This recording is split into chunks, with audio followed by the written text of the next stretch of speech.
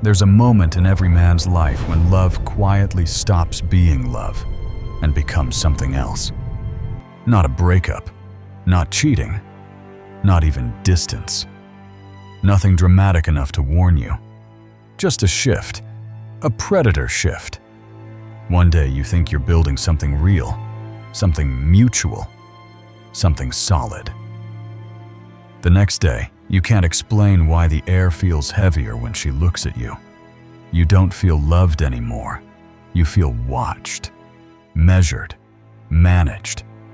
Your words are weighed. Your reactions are tested. Your presence is no longer desired for what it is, but evaluated for what it can be controlled into.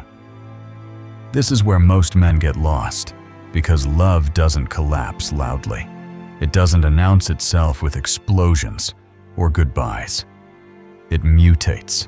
It turns silent, subtle, strategic. What used to be warmth becomes leverage. What used to be intimacy becomes positioning. You notice the pauses, the slight pullback, the way affection appears only after compliance and disappears the moment you assert yourself. You think it's confusion. You tell yourself she's stressed, tired, overwhelmed. But deep down, something else is happening. The dynamic has flipped. You're no longer choosing each other freely. You're being tested to see how much of yourself you'll give away to keep what you already had. And the most dangerous part is this. Most men don't realize the hunt has begun until they're already inside it. They think they're fighting for love, when in reality, they're being trained to surrender power. This is the moment you became the prey, not because you were weak, but because you stayed blind to the shift that turned love into a quiet, calculated game of leverage. In the beginning, none of this felt like a game. Attraction was mutual, power was balanced. Desire moved freely in both directions without force, without strategy, without fear. You didn't wonder where you stood because you didn't have to. She leaned in as much as you did. She reached out before you missed her. There was no scoreboard, no tension around effort, no quiet anxiety about saying the wrong thing. That's why it felt real. That's why it felt rare. And that's why men later struggle to accept what it turns into.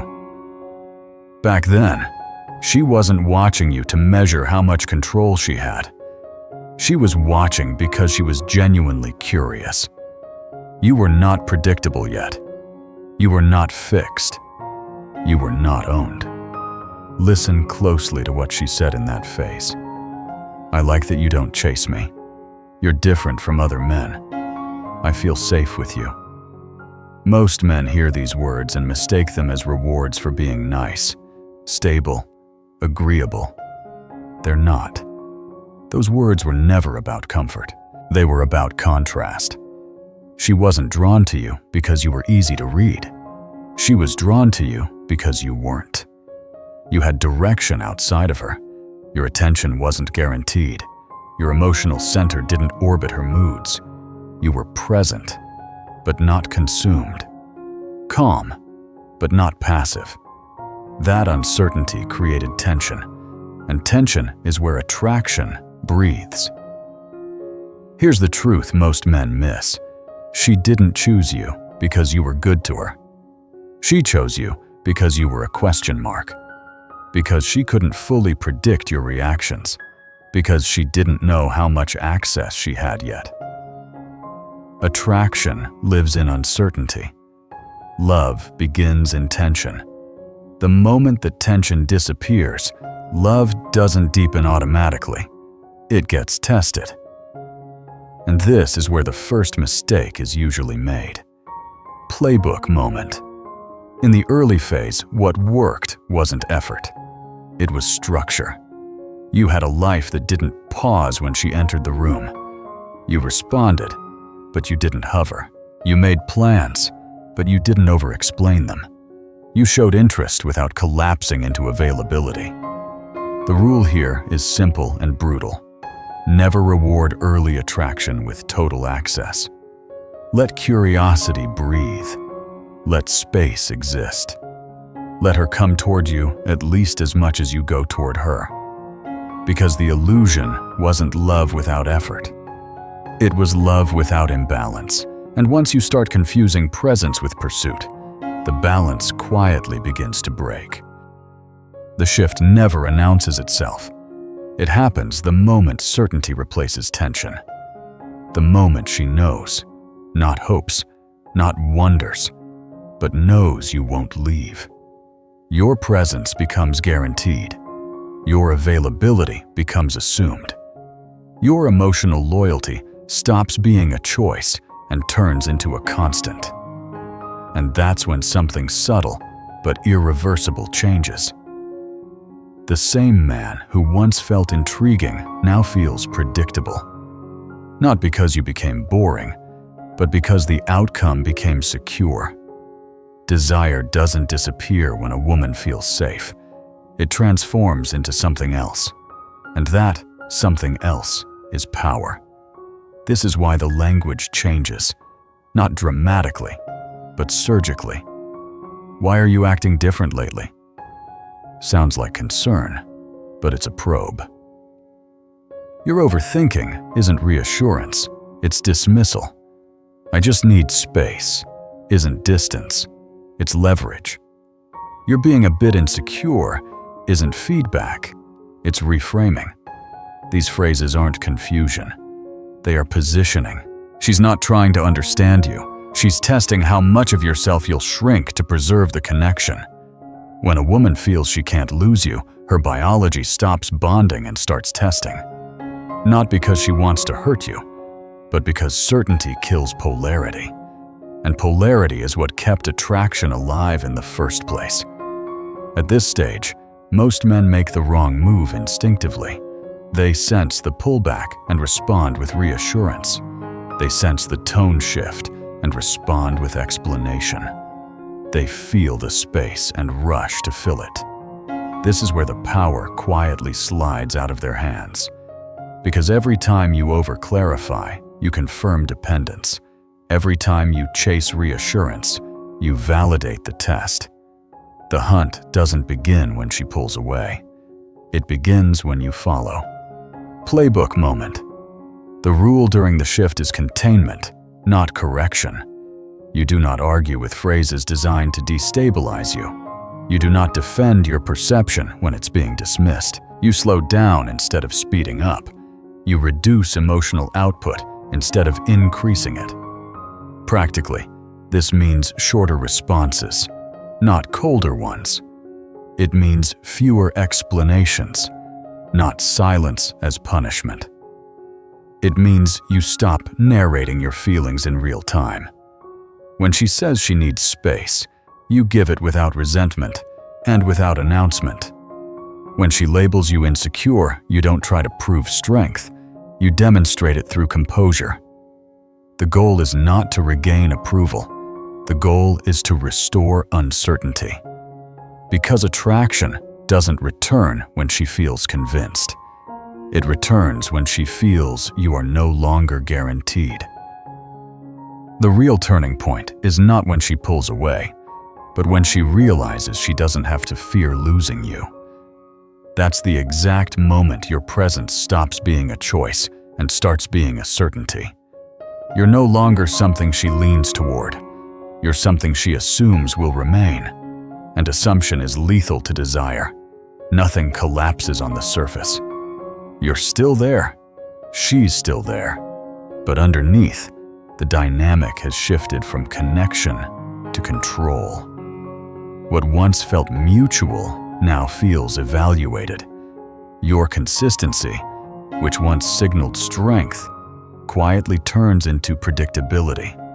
And predictability invites testing. This is when her language changes in ways most men misread. Why are you acting different lately? Isn't concern, it's calibration. She's checking whether you've noticed the shift and how quickly you'll adjust yourself to keep her comfortable. You're overthinking, is not reassurance. It's a dismissal designed to override your perception. "I just need space" sounds innocent, but it creates distance without risk, because she knows you'll wait. Your being a bit insecure is the most effective move of all, because it reframes your instincts as weakness and pressures you to self-correct. None of these phrases come from confusion. They come from leverage. She's not lost. She's repositioning power. When a woman feels she can't lose you, her biology stops bonding and starts testing. Bonding requires polarity. Testing requires certainty. She introduces small withdrawals, subtle coldness, controlled warmth, and watches what you do. Do you chase? Do you explain? Do you apologize for noticing what's happening? Every reaction becomes data. And this is where men unknowingly seal their own role in the hunt. They respond to uncertainty by offering more certainty. They answer distance with reassurance. They answer dismissal with justification. In doing so, they teach her exactly how much pressure they can tolerate without leaving. Playbook moment.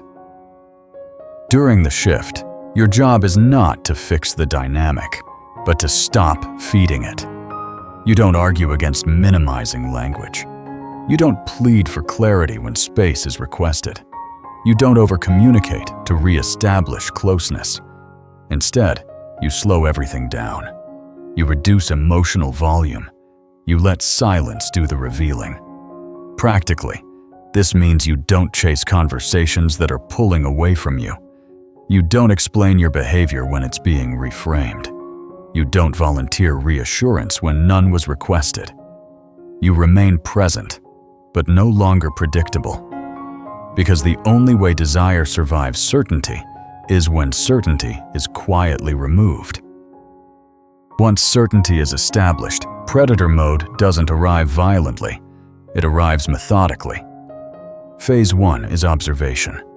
She pulls back just enough to be felt, but not enough to be confronted.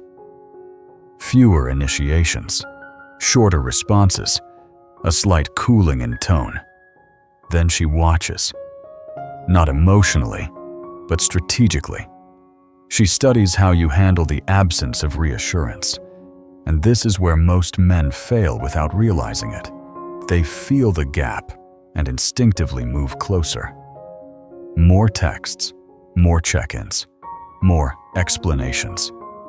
They think proximity will restore connection, but all it does is confirm dependence. In that moment, she learns something critical. You respond to withdrawal by collapsing forward. The hunt advances. Phase 2 is resistance testing. This is where friction enters the dynamic, not as conflict, but as labeling.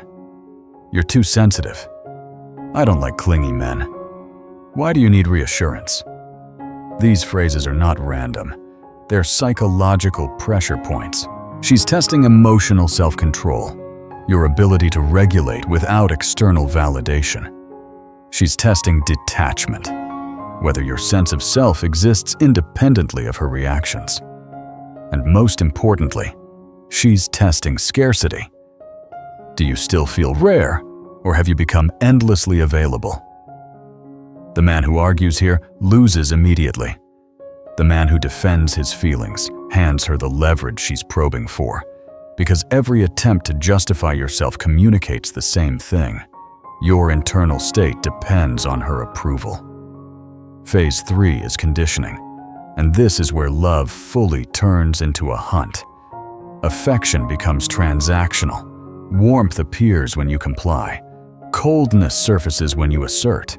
Sweetness returns right after you apologize, not because the issue is resolved, but because the behavior was corrected.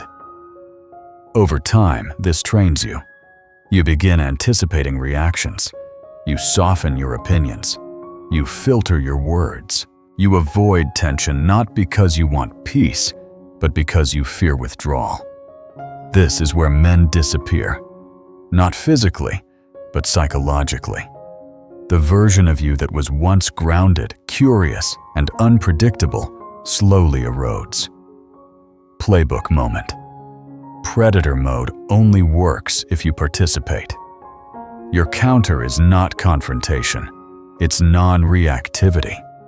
When she pulls back, you don't close the distance. You hold position. When she labels you, you don't defend or explain. You let the label hang without accepting it. When affection becomes conditional, you stop chasing the reward. Practically, this means you don't increase effort after coldness. You don't apologize for asserting boundaries. You don't seek warmth as proof of safety.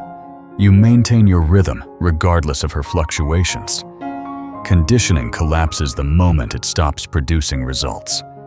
Because the hunt only continues when the prey keeps running toward the trap. This is where most men lose, not because they lack strength, but because they choose the wrong response to pressure. Once predator mode is active, the instinct to comply feels logical. You sense distance and try to close it. You feel tension and try to smooth it. You mistake effort for leadership, and slowly, without realizing it, you fall into the compliance trap. The belief is simple and fatal. If you give more, love will return. If you explain better, she'll understand. If you reassure enough, the warmth will come back. But the opposite happens. The more you give, the less you are felt.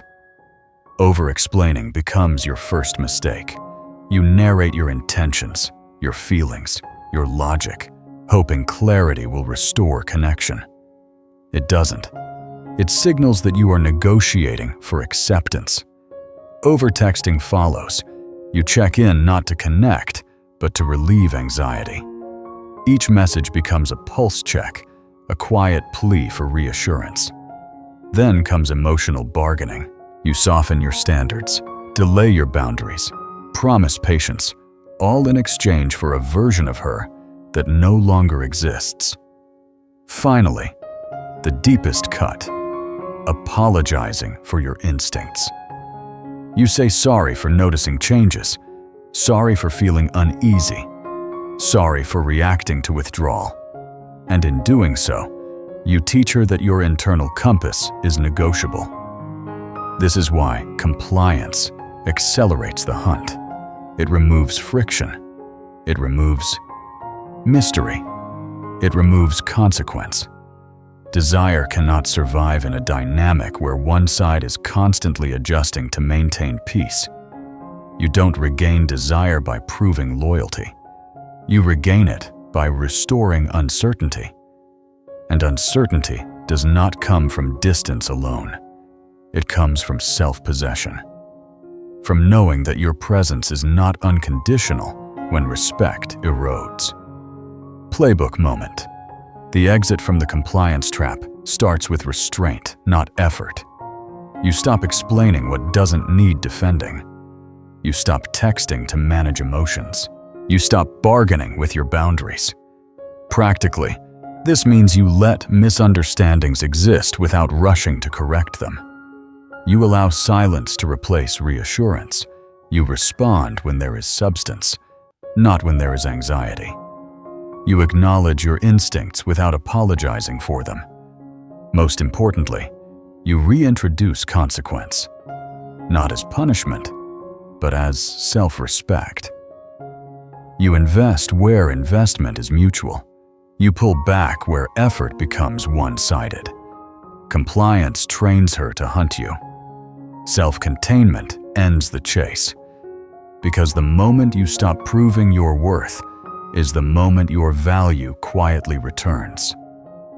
This is the part most men resist, because it forces you to let go of blame without excusing the damage.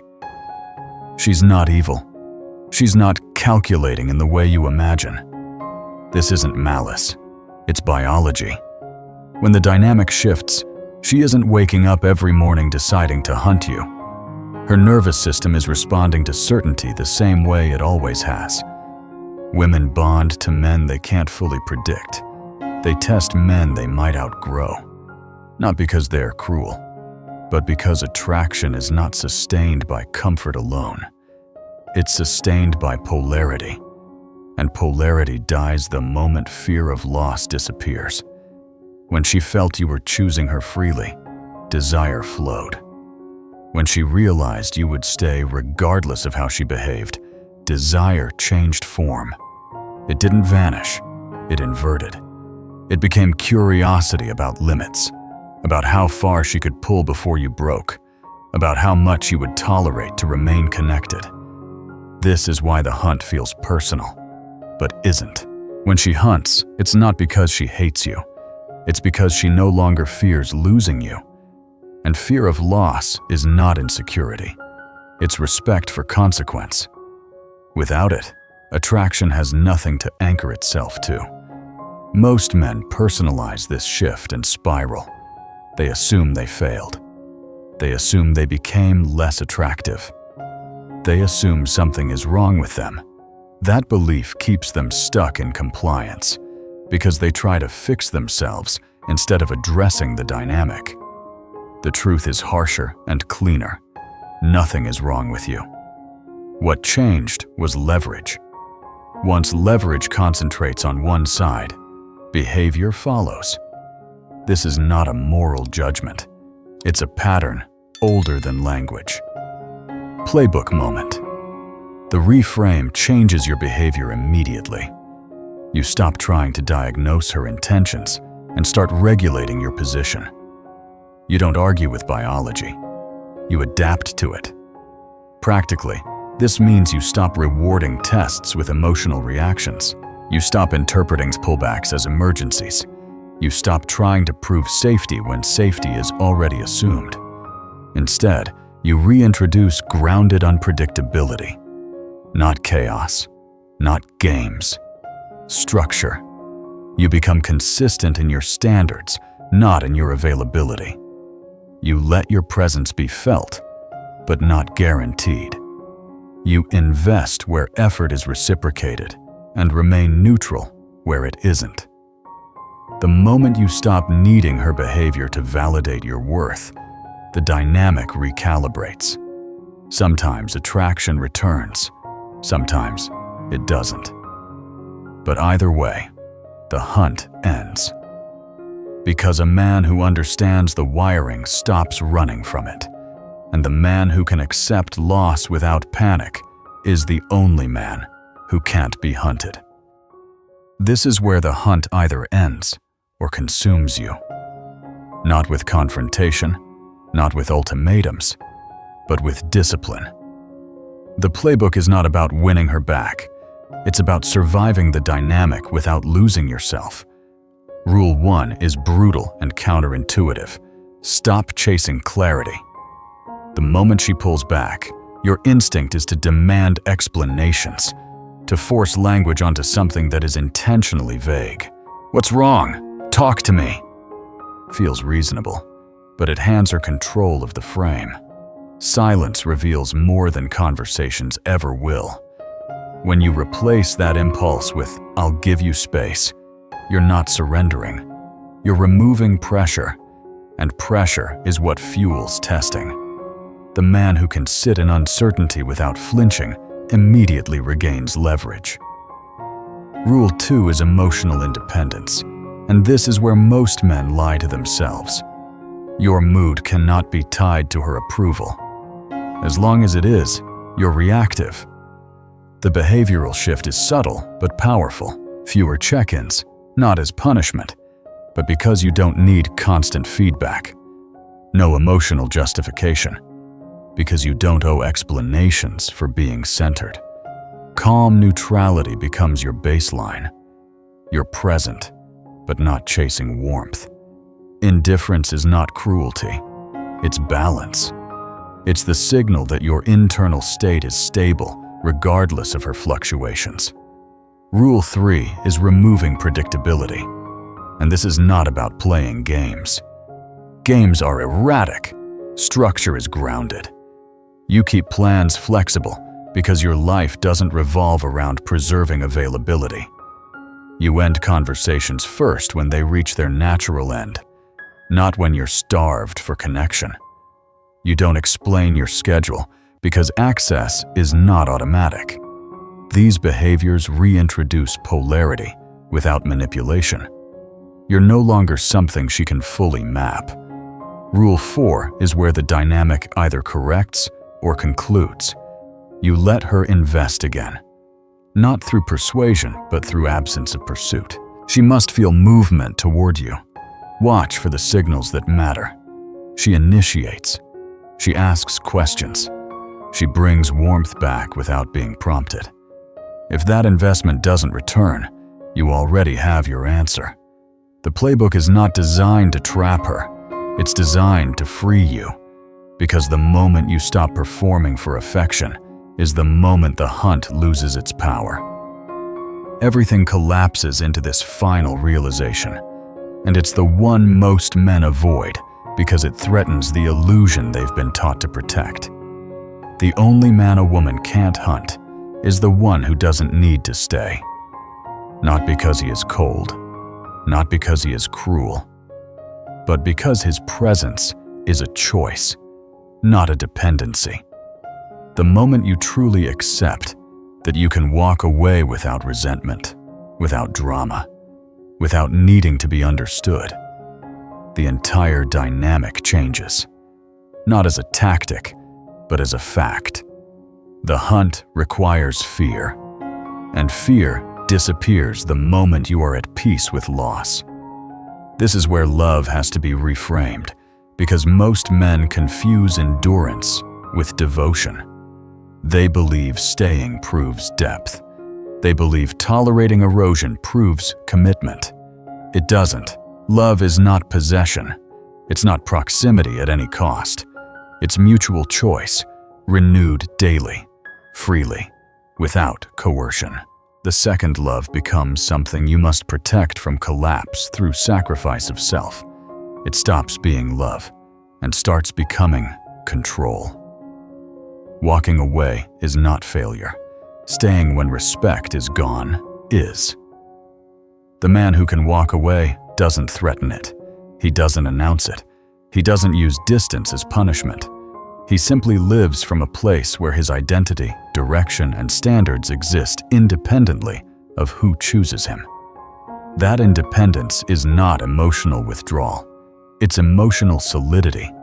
And paradoxically, it is the only position from which genuine connection can exist. Because now, if she stays, it's not because you endured. It's because she chose. Playbook moment. Walking away starts long before you leave. It starts with how you frame your own presence. You stop negotiating for belonging. You stop over-investing to maintain peace. You stop shrinking to keep harmony. Practically, this means you treat disrespect as information, not a challenge to overcome. You treat withdrawal as data, not a crisis to solve. You remain open, but not attached to outcome. And if the dynamic never recalibrates, you exit cleanly, without speeches, without proving points, without chasing closure. The man who can walk away is not the man who abandons love easily. He's the man who refuses to abandon himself to keep it. And that is the only man who is never hunted, because his value doesn't come from being chosen. It comes from knowing he can leave. When love turns into a hunt, you have two choices, and pretending otherwise is what keeps men trapped. You either become the prey, adapting, shrinking, and negotiating your value until there's nothing left to take, or you remember a truth that was never supposed to be forgotten. You were never meant to beg for desire. The hunt only works on men who believe connection must be earned through sacrifice. The moment you stop believing that, the entire dynamic loses its teeth. Becoming dangerous in the right way has nothing to do with anger, dominance, or revenge. It has everything to do with self-possession. A dangerous man is not unpredictable because he's chaotic, but because he is internally complete. He doesn't threaten withdrawal, yet his presence is never guaranteed. He doesn't chase warmth, yet he is fully capable of intimacy. He doesn't fear losing connection because he refuses to keep anything that no longer respects him. That is why the most attractive thing a man can do is be willing to lose what no longer values his presence. Not dramatically, quietly, cleanly. This is where everything you've learned converges. The hunt collapses when you stop performing for affection, when you stop managing her emotions to stabilize your own, when you stop translating your instincts into apologies. Love, when it's real, doesn't require you to disappear to survive. And when it does, it's already over, whether you admit it or not. Final playbook integration. Standing does not mean cutting off emotion. It means choosing where your energy goes. You invest where curiosity, effort, and respect flow back toward you. You disengage where affection is used as a leash. You don't explain exits. You don't negotiate standards. You don't linger to be understood. You let actions speak, because actions are the only language dynamics respect. Practically, this means you build a life that doesn't pause for uncertainty. You maintain routines, goals, and relationships that anchor you beyond romantic validation. You stay open, but unattached to outcome. And when a situation asks you to trade self-respect for proximity, you walk. This is not about becoming heartless. It's about becoming whole. Men who stand do not chase. They do not hunt. And they cannot be hunted because their worth does not come from being chosen, but from knowing they can leave without breaking. If this woke something up in you, stay here. We don't teach men how to chase. We teach them how to stand.